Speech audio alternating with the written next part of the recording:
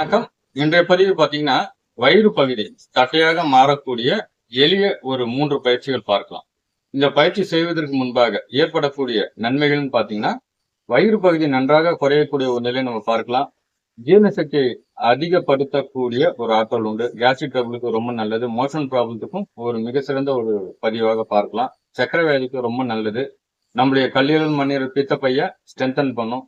பெண்களுக்கு கருப்பை சம்பந்தப்பட்ட பிரச்சனைகளை தீர்வு அளிக்கக்கூடிய ஒரு முக்கிய பயிற்சியா பார்க்கலாம். நம்மளுடைய ரத்த ஓட்டம் சீராக்கக்கூடிய ஒரு ஆற்றலும் உண்டு. இப்போ அதற்குண்டான பதிவை பார்க்கலாம். நம்ம ரைட் டவுன் பண்ணிட்டு கைகளை பாத்தீங்கன்னா இந்த இடத்துல வைக்கிறோம்.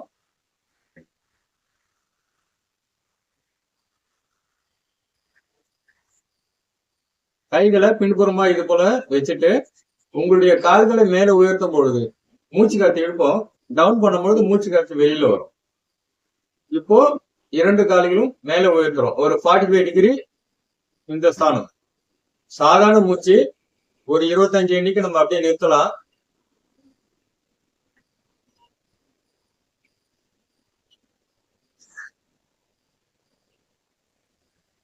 டவுன் பண்றோம். இப்போ 2 காலையும் கொண்டு வரோம். போல அப் அண்ட் டவுன் மாறி மாறி கொண்டு வரும். ஒரு 50 எண்ணிக்கை.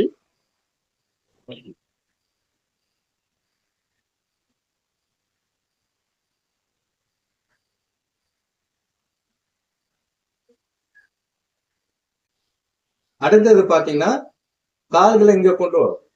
கொண்டு வந்துட்டு கை இந்த ஸ்தானத்துல இருக்கணும். இது போல ஒரு பெண்ட் பண்றோம்.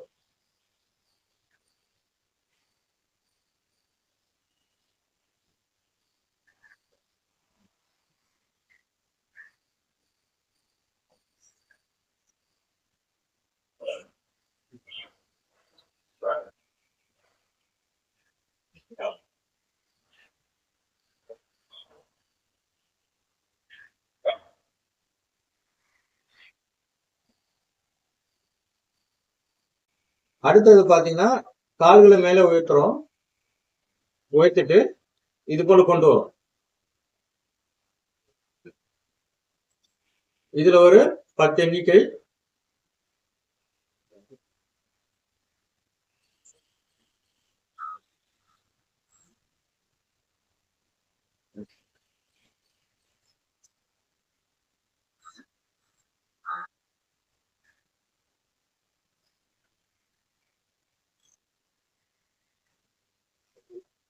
இப்ப பார்த்த அந்த 4 பயிற்சிகள்ல உங்களுக்கு எது சுலபமாக இருக்கிறதோ அந்த பயிற்சிகள் என்பது செய்து கொண்டு வாருங்க.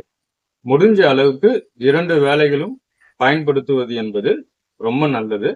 உணவு எடுத்த பிறகு செய்யறதா இருந்தா ஒரு 3.5 மணி நேரம் சென்ற பிறகு செய்யலாம். லிக்விட் டயட்டா எடுத்தீங்கன்னா ஒரு 1/2 மணி நேரம் சென்ற பிறகு செய்யலாம்.